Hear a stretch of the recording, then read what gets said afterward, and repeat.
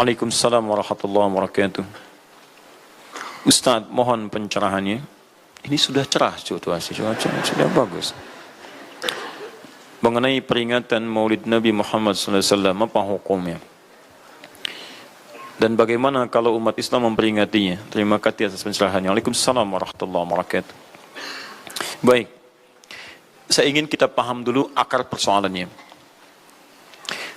Al-Quran, surah ke-61, ayat yang ke-6, paling kiri sebelah atas.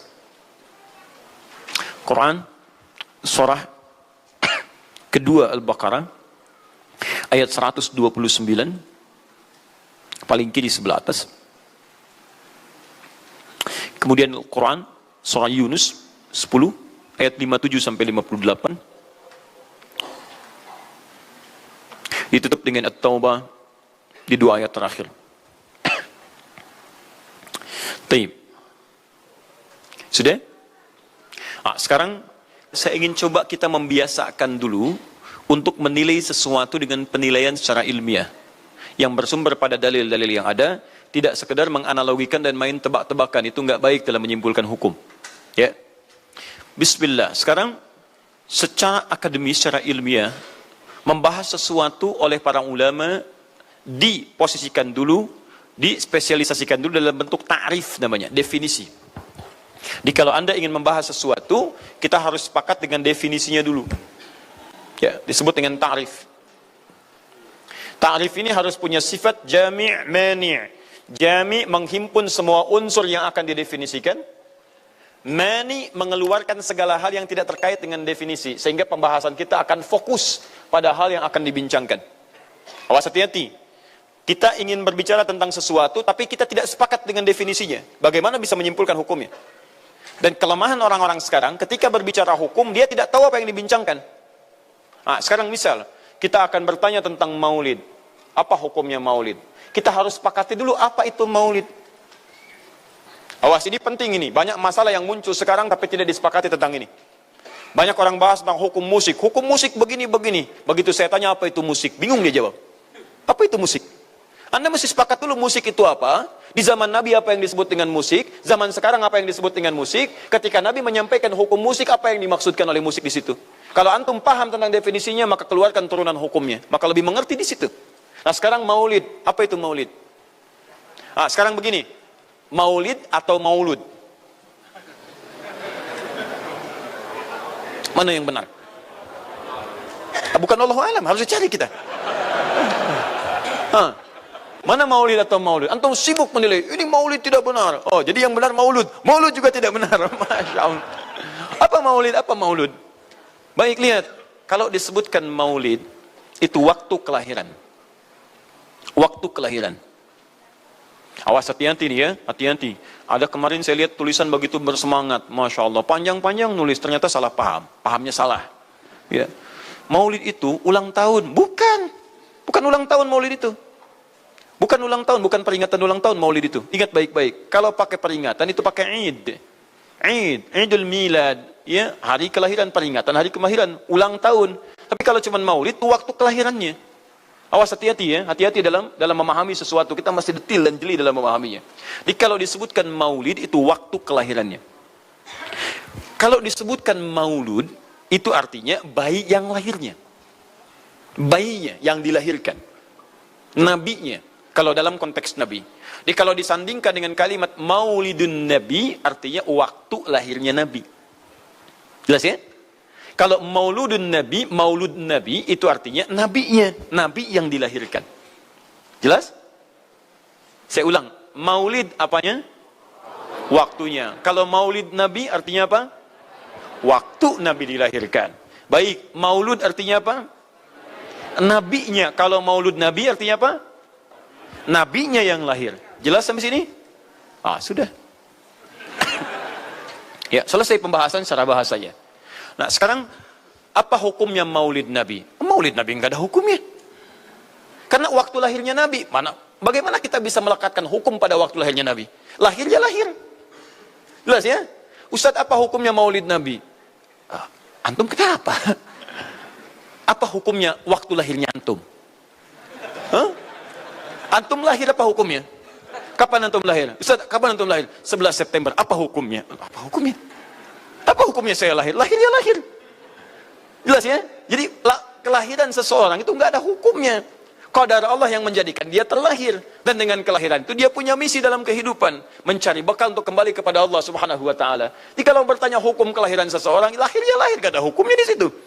Paham ya? Hukum itu terletak pada perbuatan seseorang, bukan pada kelahiran seseorang.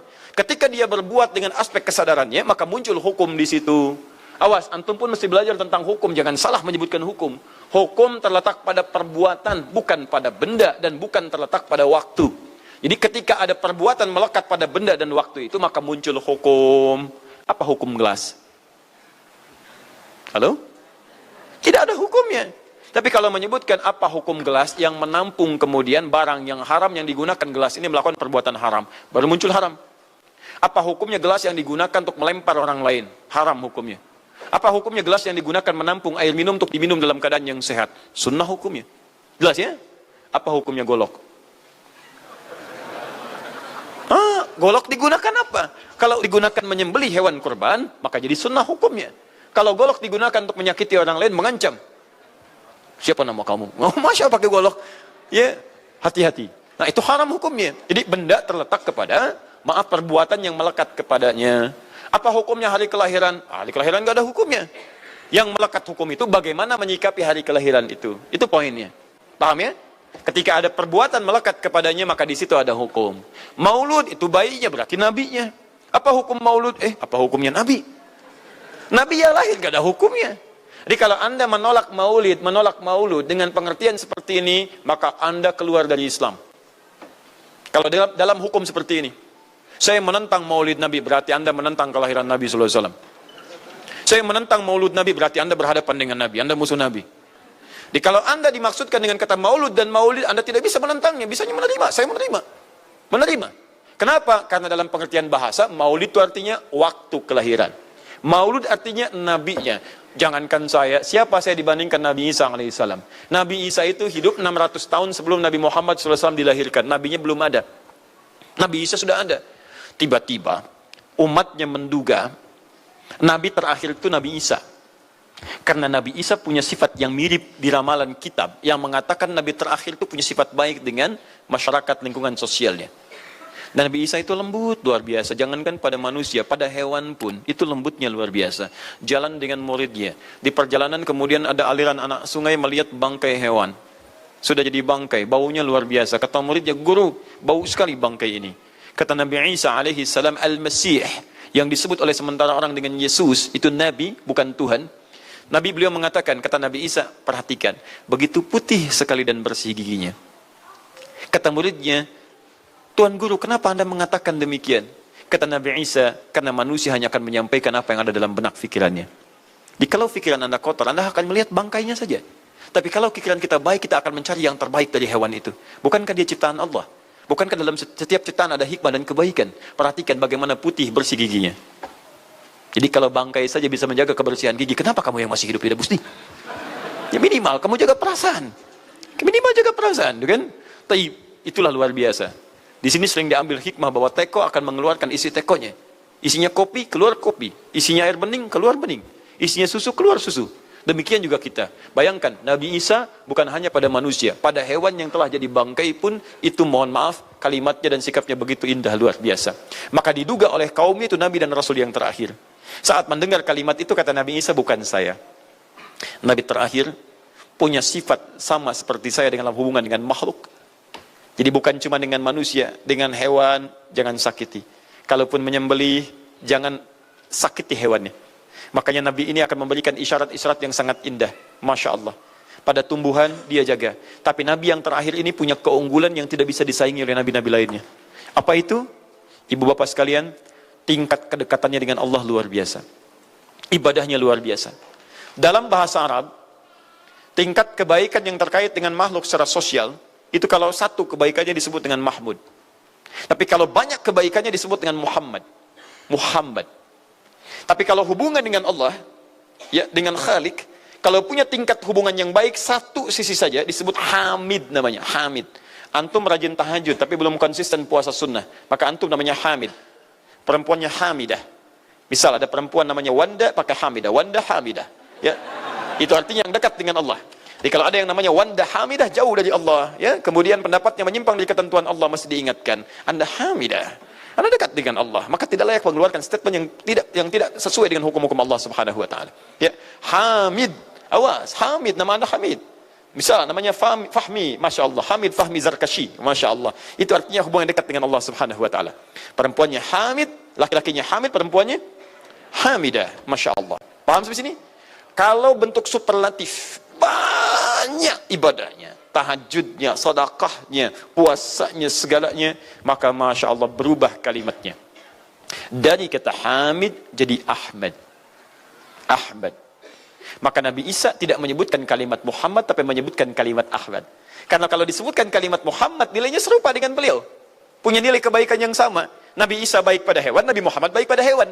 Kata Nabi, lihat, kalau Nabi Isa sudah jadi bangkai, Nabi Muhammad ketika hewan akan disembelih pun, disembelih, kata Nabi jangan sakiti dalam penyembelihannya. Tajamkan dulu pisaunya. Ketika menyembelih, jangan lakukan berkali-kali. Kata Nabi, tajamkan, begitu anduk kemudian sembelih, seketika selesai. Cari urat yang membuat cepat darahnya keluar. Nabi itu. Dan dalam menajamkan itu, antum jangan memperlihatkan depan hewannya. Tidak boleh.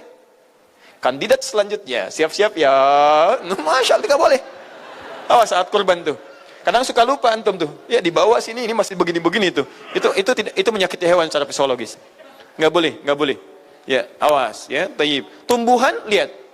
Tumbuhan. Nggak boleh dalam keadaan perang. Perang itu kan luar biasa dahsyat. Emosi memuncak, segalanya ada. Tapi Nabi katakan, jangan rusak tanaman. Dahsyat, cuma dalam Islam. Itu yang 212 tahun lalu itu, Masya Allah, nggak ada yang nginjak rumput, nggak injak macam-macam. Ya, itu yang kameramen yang nginjak rumput tuh. Ya, kameramen nginjak rumput tuh. Yang kameramen begitu diinjak, dimunculkan di media gitu kan. Wah, tapi lihat betapa rapi bersihnya, itulah Islam. Tapi jangan cuma 212 saja. Ya, 312, 412, 484 dan sebagainya. Ya, semua yang ada setiap hari kita jaga. Ada tumbuhan, jaga. Yang praktekkan negara lain. Di New Zealand ada tumbuhan, antum sedang ngidam, papa pengen daun itu, tunggu sampai jatuh, nggak bisa diambil. Begitu diambil, denda. Padahal yang punya teorinya Islam, tapi hubungan dengan Allahnya itu bukan Muhammad, tapi Ahmad. Makanya Nabi Isa mengatakan, wa mubasysyara bi rasulin ya'ti min ba'di ismuhu Ahmad. Saya kasih kabar gembira, Rasul terakhir bukan saya, tapi seseorang yang nilai ibadahnya lebih daripada saya. Jaminan surganya sudah ada, bahkan turun surah kepadanya, inna a'tainakal kautsar. Dirinya dijaga dari kesalahan, maksum, sifatnya luar biasa baik, tapi itu tidak menghentikan dia untuk mendekat kepada Allah dengan sifatnya luar biasa. Kata Sayyidah Aisyah di Al-Bukhari, nomor hadis 2010 sampai 2012, ya Rasulullah, alam takun ma'suban, alam takun madmunan, lima hakadha. Kenapa sampai bengkak-bengkak begini Anda tahajud? Bukankah Anda dijamin masuk surga? Dijaga dari kesalahan. Apa kata Nabi? Afala akunu abdan syakura. Apa aku nggak boleh jadi hamba yang bersyukur kepada nikmatnya Allah Subhanahu wa taala. Tahajudnya sampai bengkak. Nabi, Rasul, ahli surga, dijaga dari kesalahan, tidak ada hisabnya, masih mau tahajud sampai bengkak kakinya. Ditanya oleh istrinya, kenapa sampai begini? Kata beliau, ringan saja. Nggak boleh aku bersyukur. Masya Allah, ada orang Nabi bukan, Rasul bukan, surga belum ada jaminan, amal berantakan, hisab menegangkan. Masya Allah, bangun mata bengkak, kaki biasa. Tahajud tidak subuh lewat. Ini Masya Allah. Cita-cita surga Firdaus. Kan luar biasa. Makanya Nabi Isa mengatakan Ahmad bukan Muhammad.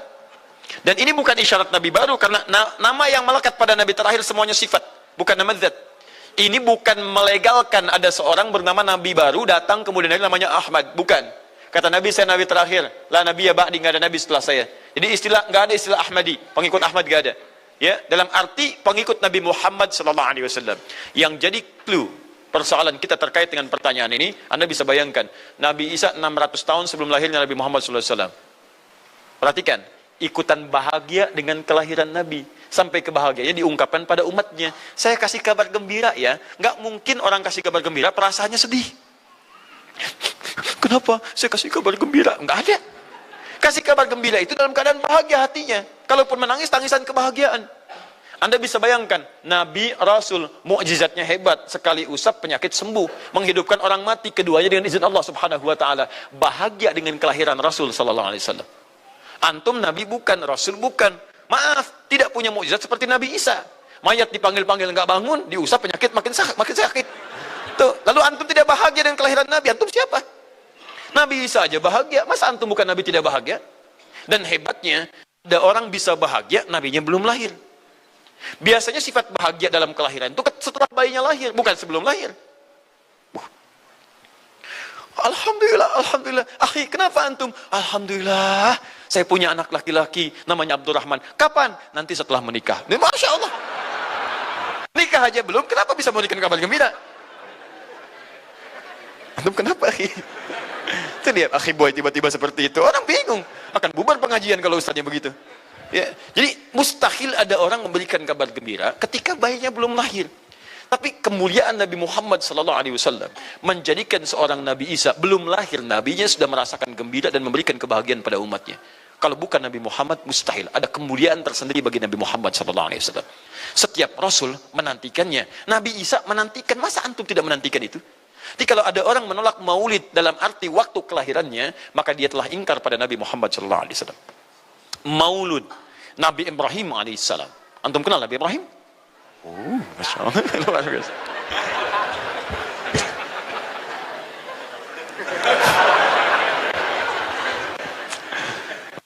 Dimanapun anda berada, memang hari ini banyak orang berkumpul di Monas untuk bermunajat kepada Allah. Tapi tidak harus menjadikan kita menjadi tidak fokus. Di sini ada yang kenal Nabi Ibrahim. Alhamdulillah. Nabi Ibrahim, Nabi Ismail alaihi wassalam, keduanya meninggikan bangunan Ka'bah. Setelah selesai bangunan Ka'bah ditinggikan, keduanya berdoa di samping Ka'bah. Apa doanya? Doa maulud. Lahirnya, bayinya. Nabi terakhir yang lahir di samping Ka'bah, yang ditinggikan oleh keduanya. Ya. Wa idh yarfa'u Ibrahimul qawa'ida minal baiti wa Ismail, ayat 127-nya. Setelah selesai meninggikan bangunan pondasi Ka'bah ini, keduanya berdoa di samping Ka'bah. Di antara doanya ayat 129-nya. Rabbana wab'ath fihim rasulan minhum yatlu 'alaihim ayatika wa yu'allimuhumul kitab wal hikmah wa yuzakkihim innaka antal azizul hakim. Ya Allah, mohon utus seorang rasul dari kalangan mereka di tempat ini yang lahir di sekitaran ini. Jadi ada rasul yang lahir di dekat sekitaran Ka'bah. Hasil penelitian tidak ada rasul satupun yang lahir di dekat Ka'bah kecuali Nabi Muhammad SAW. Ya, silakan cek. Kami baru kembali dari sana dan sampai sekarang tempat dilahirkannya masih ada dan disamarkan dalam bentuk museum. Ya, di bawahnya ada perpustakaan Al-Maktabah Qadimah. Di kalau antum dari Zamzam di sini, ini As-Saffah. Ya, nyebrang sedikit ini Istana Raja, jalan jarak cuma 15 meter ke sini kurang lebih. Lurus ke sini, kemudian belok langsung ke sebelah kanan. Di sini ada jembatan ke atas, ke lantai yang ketiga, ya, naik ke sini. Kemudian di sini antum langsung belok ke pintu sini. Ini ada Babul Ajad, bab yang ke pintu ke-25. Ini bab Ismail, pintu ke-26. Antum lurus saja ke sini, jangan belok sini, jangan belok sini. Di sini kemudian ada gate lurus King Abdul Aziz, yang pertama di sini. Ya, antum belok kanan sini, lurus sekitar 30 meter dari sini, sebelah kanan ada pos satpam. Di atas pos satpam ada kamera CCTV 1. Dari sini antum jalan sampai ujung, di ujung sini, dari sini ke sini ada 35 kipas di atas. Pas di ujung sini. Kemudian ambil lurus ke sini, di sini ada bab Ali, ini masih dibuka, babus salam ini ditutup, di sini sebelumnya babun Nabi. Kemudian ambil tarik garis lurus dari babus salam ke sini, dari jarak sini ujung ke sini, ya ada sekitar 200 meter. Ke ujung sinilah, di sini ada bangunan warna krem di sini. Di sampingnya ada tempat ngambil air Zam-Zam dengan menggunakan keran. Jadi kalau punya girigen, ingin ngambil banyak, jangan nyusahin orang ngambil di, misalnya di termos-termos yang besar itu. Ngambil dari sini, itu ada keran langsung. Dan gratis di situ. Ya, beli kompannya sekitar 5 real, untuk ambil dari situ, masukkan airnya, bisa bawa ke hotel. Isi kapan bolak-balik di sini. Sampingnya persis, ini tempat Nabi dilahirkan. Ini maulud Nabi, bayinya lahir di sini. Ya, bayinya lahir di sini. Cuman disamarkan oleh pemerintah kerajaan Arab Saudi supaya tidak dikultuskan tempat ini. Karena begitu pernah ada yang tahu ini, banyak salah ibadah. Kan Ka'bahnya di sini, sholatnya nggak ada ke sini. Betul Pak, Bu, pernah terjadi. Makanya kalau antum lihat, dari ujung saya sudah kelihatan. Dari ujung sudah ada di sini warna biru. Ya, ada tulisan di situ, ada gambar dicoret. Ada gambar orang sedang rukuk ke situ. Ada sorban dan sebagainya. Ada tulisan di situ, jangan beribadah menghadap ke sini. Karena ini bukan kiblat, haram hukumnya. Dan ditulis dengan menggunakan bahasa Arab, bahasa Inggris, bahasa Urdu, plus bahasa Indonesia. Artinya, ada orang Indonesia juga yang salah ke sini. Ya. Kalau tidak mustahil ditulis pakai bahasa Indonesia. Nggak ada tulisan bahasa Cina, bahasa Jepang dan yang lainnya. Ya. Nah, jadi ini kemudian dicoret, tapi tidak mencoret tentang situs pernah lahir di sini Nabi Muhammad SAW. Jadi artinya doa dua nabi tadi dikabulkan oleh Allah Subhanahu Wa Taala. Nabi Ibrahim, Nabi Ismail. Dan tahukah Anda, keduanya berdoa jauh sebelum kedatangan Nabi Isa. Saya pernah katakan 30 generasi sampai Nabi Ibrahim, tadi Nabi Muhammad SAW. Muhammad SAW bin Abdullah, bin Abdul Muttalib, bin Hashim, bin Abdul Manaf, bin Qusay, bin Murrah, bin Kilab, bin Ka'ab, bin Ghalib, bin Fihir, bin Malik, bin Nadar, bin Kinana, bin Khuzaimah, bin Mudrikah, bin Ilyas AS, bin Nizar, bin Mudar, bin Ma'ad, bin Adnan, bin Adi, bin Adri, bin Muqawam, bin Nahur, bin Tarif, bin Ya'ruf, bin Yasjub, bin Nabit, bin Ismail AS, bin Ibrahim AS. 30 generasi. Ulangi Mas Boy. 30 generasi. Dari Nabi Ibrahim sampai Nabi Ismail alaihi wassalam, ya sampai kemudian ke Nabi Muhammad sallallahu alaihi wasallam. Anda bisa bayangkan nggak? Dua orang nabi, dua orang rasul. Gelar yang pertama Ibrahim alaihissalam Khalilullah, yang paling dekat dengan Allah. Jaminan surganya ada. Nabi Ismail disebut dengan gulamun halim oleh Al-Quran, yang paling perasa, yang paling dekat dengan Allah Subhanahu Wa Taala. Dua orang nabi paling dekat dengan Allah, disayang Allah, dijamin masuk surga. Inspirasi kisahnya sampai kita ke sekarang mendoakan kepada Allah tentang maulud Nabi, sehingga lahirnya Nabi Muhammad SAW 30 generasi setelahnya. Antum, Nabi bukan, Rasul bukan, tidak sedekat keduanya dengan Allah, jaminan surga nggak ada, hisab menegangkan, amalan berantakan. Kisah hidup antum belum tentu jadi inspirasi di masa depan. Sekarang pun tidak. Tiba-tiba antum menolak maulud, antum siapa? Kalau antum menolak maulud, berarti antum menolak Nabi SAW. Dalam pengertian baiknya. Jelas ya? Jadi kalau kemudian ada disebutkan maulid dan maulud, itu artinya maulid waktu kelahiran, maulud bayi yang dilahirkan. Sekarang, bagaimana menyikapi maulid dan maulud itu? Saya tahu nabinya dilahirkan, nabinya sudah ada. Jelas ya? Maka kemudian saya pun tahu waktu kelahirannya. Bagaimana kemudian menyikapi itu semua? Maka Masya Allah, Quran surah ke-11 tadi, 10 tadi, Yunus, ayat 57 sampai 58. Kalau sampai kemudian ke 58-nya, faliyafrahu. Gembira antum. Gembira, bahagia, silahkan. Ya, maksud tidak gembira, Nabi Isa gembira, kita tidak gembira. Ya, Nabi Ibrahim gembira, kita tidak gembira. Nabi yang tidak melihatnya gembira. Masa kita yang mendapatkan bagian Nabi tidak gembira? Jelas ya? Nabi yang mengharapkan hadir saat kedatangannya gembira. Kita yang mendapatkan kedatangan beliau walaupun tak mampu melihatnya dan kita menjadi umatnya, masa tidak gembira? Umat dulu bukan bagian umat Nabi Muhammad karena Nabi Muhammad tidak hadir di zamannya. Gembira dengan berita kedatangan Nabi Muhammad padahal nabinya belum datang. Masa kita yang jadi umatnya, yang nabinya telah kemudian kita dapati, walaupun tidak melihatnya, masa kita tidak ikutan gembira? Maka pertama kita mesti gembira. Maka yang kedua, bagaimana mengekspresikan kegembiraan itu? Maka contoh-contoh dari Nabi SAW, bagaimana mengekspresikan kegembiraan-kegembiraan dengan Nabi SAW itu, pertama Nabi sendiri menyikapi hari kelahirannya dengan berpuasa. Di hari Senin. Jelas ya? Ini bagi Nabi sendiri pribadinya. Nanti jadi hukum untuk kita. Maaf, saya akan tafsirkan lebih luas karena ini jadi hukum-hukum turunan. Ketika Nabi puasa di hari Senin ditanya, ya Rasulullah kenapa engkau puasa? Kata Nabi, dzaka yauma wulidtu. Bima makna? Ini adalah hari aku dilahirkan. Hari aku dilahirkan. Jadi ini hukum kelahiran. Kalau antum misalnya masuk pada hari dilahirkan, boleh antum ikuti sunnah Nabi SAW. Apa sunnahnya? Puasa. Puasa. Kenapa puasa? Nabi SAW mencontohkan puasa, hari Senin beliau puasa. Ketika antum puasa Senin, bukan cuma puasa sunnah, tapi ada nilai di situ. Nah, kalau hari lahirnya antum bertepatan dengan hari yang tidak diperkenankan puasa, seperti Jumat misalnya, hari kita bahagia, maka kata para ulama, ambil hikmah dari nilai puasa itu. Puasa itu kan dua hikmahnya. Satu, meningkatkan ibadah yang baik, kedua, mencegah maksiat. Silahkan cek, bukankah saat puasa ibadah antum meningkat? Silahkan cek, saat puasa, jangankan yang fardu, yang sunnah dikejar kan? Jangankan koran yang dibaca, Al-Quran dibolak-balik. Maksiat ditekan, tidak ada orang puasa maksiat. Tidak ada. Ya, bahkan pelaku maksiat pun saat puasa, libur maksiatnya. Minimal takut batal puasanya. Jangankan maksiat, maaf, mencela orang pun dia tahan. Berdusta dia tahan. Jam 5 bu, tinggal 1 jam mau buka, dicela orang habis-habisan. Oh, nggak balas dia. Kenapa nggak balas? Kan biasanya antum keras. Habis maghrib, habis maghrib, luar biasa. Habis maghrib tuh, begitu maghrib lupa, habis maghrib lupa. Ya kenapa? Dia jaga. Jadi hikmah orang puasa itu kalau sudah puasa ibadahnya meningkat, maksiatnya hilang. Jadi kalau antum ikut rajin puasa, ibadah tidak meningkat, maksiatnya tetap ada. Ada yang salah dengan puasa antum. Makanya ketika datang hari kelahiran, sebetulnya yang paling tepat, kalau antum bertepatan dengan waktu-waktu sunnah puasa, antum puasa. Senin, antum puasa. Tapi kalau tidak bertepatan dengan waktu itu, hikmah puasa yang antum ambil. Antum koreksi diri sampai dengan hari kelahiran itu, berapa banyak ibadah sudah antum kumpulkan, berapa maksiat antum harus tangisi. Itu hikmah terbesarnya. Bukan rame-rame. Tiup lilinnya. Masya Allah, lilin ditiup, maksiat terus muncul. Apa faedahnya? Kasihan lilin tuh, udah dibakar, ditiup, dengan antum yang salah. Paham ya, teman-teman sekalian?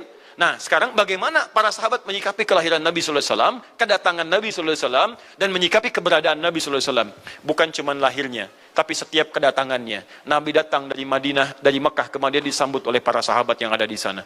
Nabi datang dengan perang Tabuk, dari perang Tabuk disambut oleh para sahabat di sana. Tala al-badru alaina min thaniyatil wada'i, wajib syukru alaina mada'alillahi da'i. Masya Allah, disambut dengan madid. Bukti kesenangan mereka kepada Nabi sallallahu alaihi wasallam. Ada yang memuji Nabi sallallahu alaihi wasallam seperti Hasan bin Thabit, buat puisi-puisi memuji Nabi.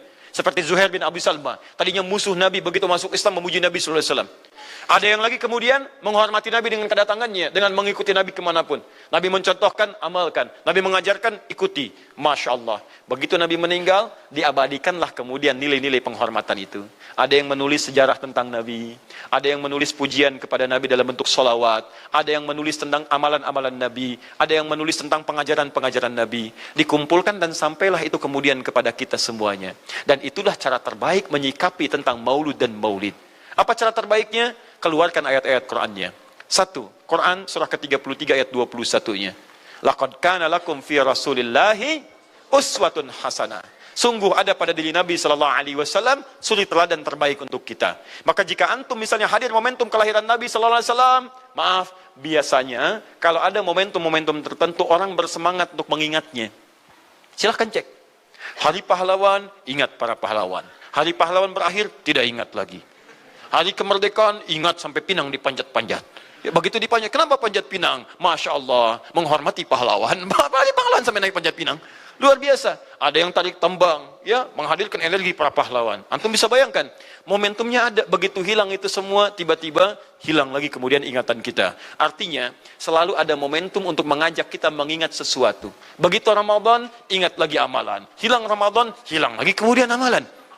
Nah, jadi apa yang terbaik dihadirkan? Ketika ada momentum itu, maka para ulama kemudian mencoba untuk menampilkan nilai-nilai tadi untuk mengembalikan kita pada tuntunan Nabi sallallahu alaihi wasallam. Maka ditulislah kemudian sirah-sirah Nabi, disampaikan untuk mengenalkan Nabi Muhammad sallallahu alaihi wasallam. Mumpung mereka ingat, disampaikanlah pengajaran-pengajaran tentang Nabi.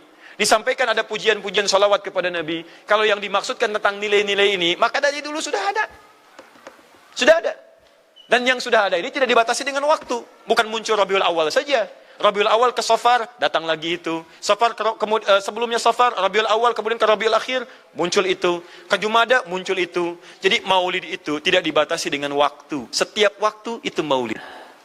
Maulud tidak dibatasi dengan waktu. Setiap waktu itu maulud. Tapi kalau ada momentum bersamaan dengan waktu kelahirannya, kemudian kita hidupkan untuk mengenal kepada Nabi, dalam bentuk yang tadi disunahkan dalam Al-Quran dan Sunnah, itu tidak ada masalah. Yang ada masalah itu adalah ketika menghadirkan hal-hal yang bertentangan dengan Al-Quran dan Sunnah Nabi Sallallahu Alaihi Wasallam. Misal, maaf, dulu orang sudah terbiasa mengkaji tentang Nabi, menyampaikan risalah Nabi. Kemudian diisi misalnya, maaf, dengan hal-hal yang bertentangan dengan keadaan-keadaan Nabi.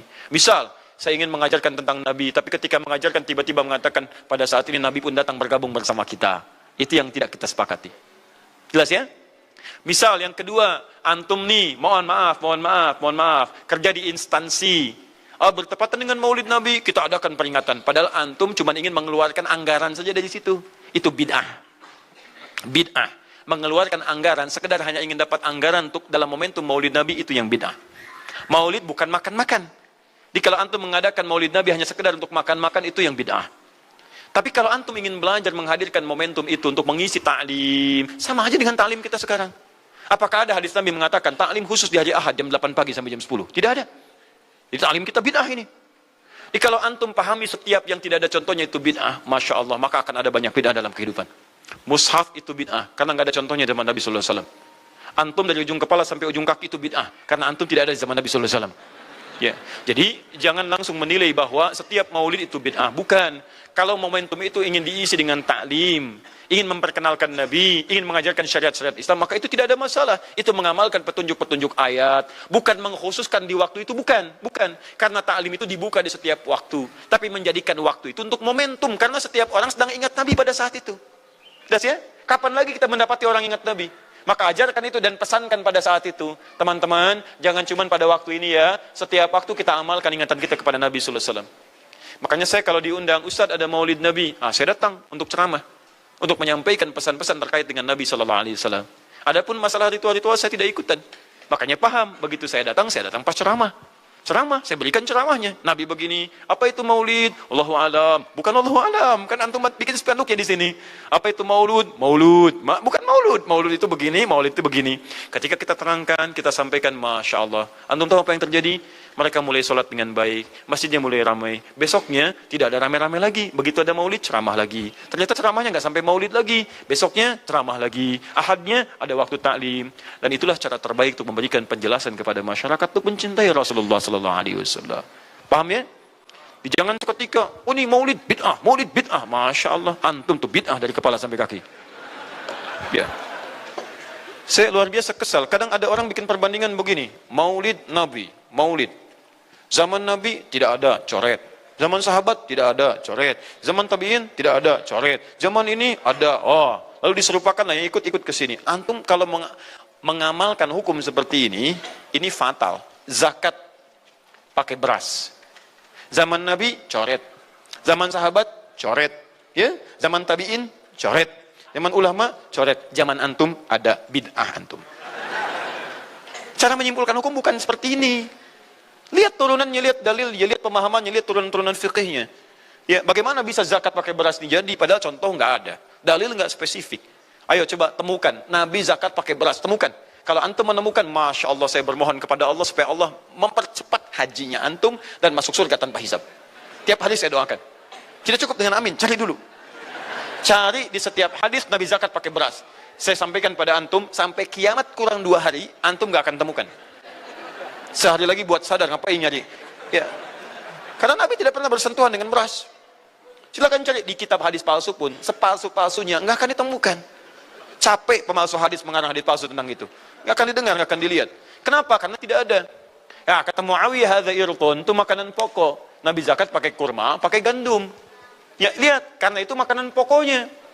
Makanya setiap makanan pokok yang digunakan, kata para ulama, mendekati kaidah usul fikihnya. Lihat, kaidah usul fikih diambil di sini.